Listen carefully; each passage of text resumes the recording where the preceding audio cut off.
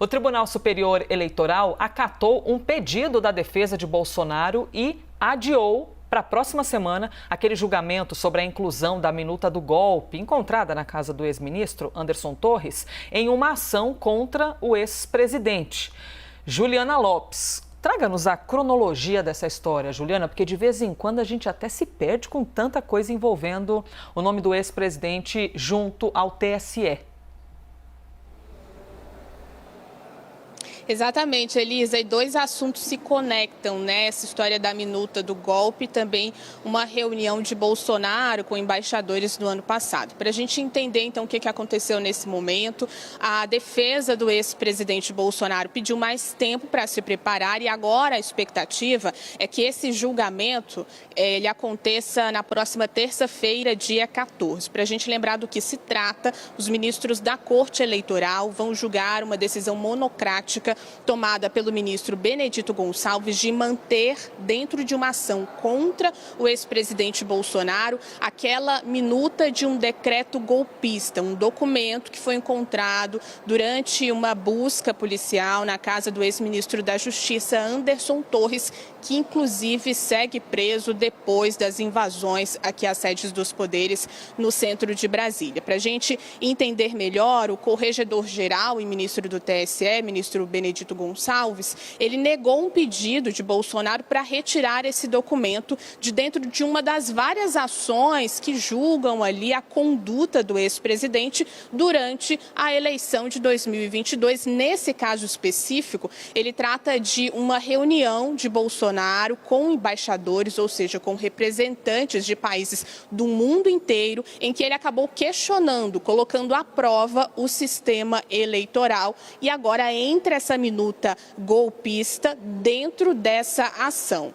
Nesse caso específico, nessa ação sobre a reunião com embaixadores, vários depoimentos foram prestados e o que chamou a atenção foi que o ex-ministro da Casa Civil, Ciro Nogueira, também prestou depoimento sobre esse assunto ontem. E aí ele acabou sendo questionado sobre a reunião e sobre o documento. Sobre a minuta golpista, o senador afirmou que não teve conhecimento e nem foi consultado sobre aspectos jurídicos do texto. E sobre o encontro com embaixadores, Ciro Nogueira afirmou que foi convidado, participou dessa conversa, dessa reunião, mas ele não participou da organização e nem do planejamento, ou seja, não influenciou ali no que teria sido dito pelo ex-presidente Jair Bolsonaro.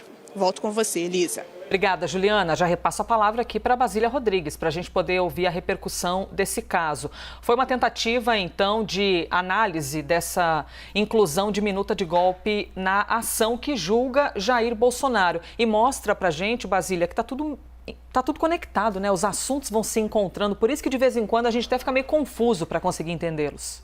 Uma demonstração de boa vontade do ministro corregedor de um caso que já está muito avançado no TSE, que é o julgamento sobre o abuso de poder de Jair Bolsonaro durante as eleições de 2022. O caso começa da reunião de Bolsonaro com aqueles embaixadores no Palácio da Alvorada. Ele só foi ganhando um plus, né, ganhando mais motivos para levar ao julgamento de Jair Bolsonaro com a inclusão dessa minuta.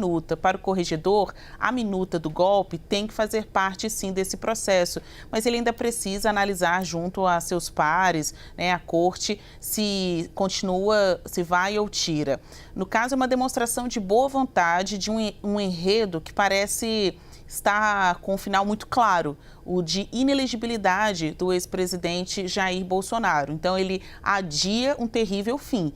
Apesar de vários interlocutores da Justiça Eleitoral, tanto ministros quanto assessores, afirmarem que não tem outro caminho senão este. E até eles querem impor ritmo a esta decisão, algo que deve ser anunciado pelo TSE até junho deste ano. Claro que depois o TSE, o presidente, ou melhor, o ex-presidente Jair Bolsonaro, ainda pode recorrer ao próprio tribunal e até mesmo ao Supremo Tribunal Federal. Federal. Durante toda a campanha, o TSE adotou medidas de maior rigor de fiscalização, como, por exemplo, no combate de fake news, circulação de desinformação e também tentativa até de autoridades de tentar descredibilizar o processo eleitoral brasileiro.